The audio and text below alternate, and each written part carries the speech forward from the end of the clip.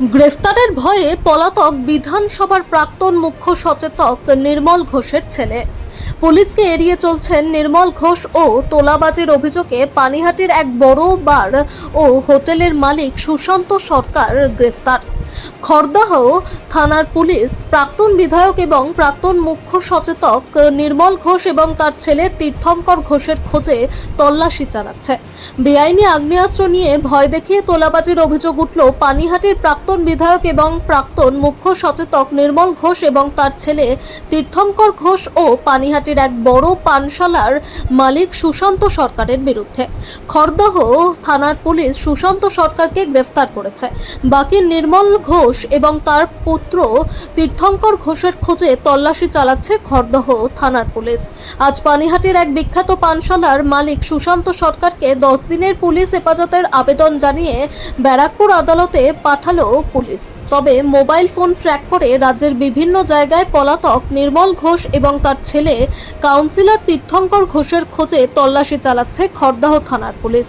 তবে এইবার মালিক সুশান্ত সরকারের গ্রেফতারের ঘটনায় ব্যারাকপুর রাজনৈতিক মহলে চর্চা শুরু হয়েছে। বিজেপির যুব নেতা জয় সাহা জানান, এরা সমস্ত ধরনের দুষ্কৃতিমূলক কাজের সঙ্গে যুক্ত। এরা টাকা তুলে নির্মল ঘোষ এবং তীর্থঙ্কর ঘোষের কাছে পাঠাতো। অপেক্ষা করুন, তীর্থঙ্কর ঘোষ এবং নির্মল ঘোষ অ্যারেস্ট হবে।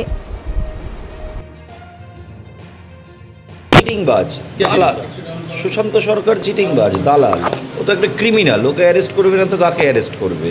আর ওর তো সরাসরি যোগাযোগ রয়েছে আমাদের এই প্রাক্তন বিধায়ক নির্মল ঘোষ আর তার ছেলে তীর্থঙ্কর ঘোষের সাথে। মেয়ে সাপ্লাই করে ওকে টাকা পাঠাতো, এই তো ব্যবসা ছিল ওর। লটারি একটা ছিনতাই করে তাকে মেশিন দেখিয়ে মারধর করে ওপেন ফায়ারিং করেছে, এসব অভিযোগে অ্যারেস্ট করা হয়েছে। তাছাড়া বহু আরও অভিযোগ আছে ওদের। এক একজনের নামে মানুষ এতদিন তো ভয়ে কমপ্লেন করতে পারেনি, ওদের এক একজনের নামে 50টার বেশি করে অভিযোগ রয়েছে। বাঁচার কোনো রাস্তা নেই। এই নির্মল ঘোষ, তীর্থঙ্কর ঘোষ আর এদের যত সাগরেদরা আছে, এদের বাঁচার কোনো উপায় নেই, পালিয়ে বেড়াচ্ছে এখন। যেদিন খোঁজ মিলবে সেদিনই পুলিশ ঘাড় ধরে দড়ি বেঁধে নিয়ে আসবে। শোনা যাচ্ছে সুশান্ত ঘোষের ড্রাইভার নাকি লটারি পেয়েছিল এবং সেই লটারি তাকে মারধর করে চমকে মেশিন দেখিয়ে ওপেন ফায়ারিং করে ওকে ভয় দেখিয়ে ওর থেকে লটারিটা নিয়ে নেওয়া হয়। আর এতে মদত দিয়েছিল এই নির্মল ঘোষ, তীর্থঙ্কর ঘোষ। ওদের বাড়িতে নিয়ে গিয়েই তো ওর থেকে টিকিটটা লুট করেছিল।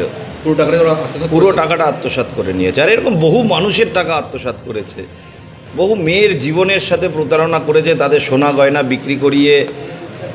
আর কি ব্যবসা করে সেটা তো মানুষ জানেই, মেয়ে সাপ্লাই করে। সুশান্ত ঘোষের একেবারে সঙ্গে থাকতো নির্মল ঘোষের সঙ্গে সুশান্ত ঘোষ থাকতো। আমি কি বললাম, এই যে যত আপনারা বার দেখছেন, এসব বারে মেয়ে সাপ্লাই করে, চিটিংবাজি করে, দালালি করে পয়সার ভাগ পাঠাতো ওখানে। সুশান্ত টাকা পাঠাতো তীর্থঙ্কর ঘোষকে। তীর্থঙ্কর ঘোষকেও তো পুলিশ খুঁজছে অনেকদিন ধরে। বাপ ছেলে দুজনই পলাতক। যেদিন খোঁজ মিলবে সেদিন ঘাড় ধরে কোমরে দড়ি বেঁধে পানিহাটিতে ঘোরাতে ঘোরাতে নিয়ে যাবে তাকে।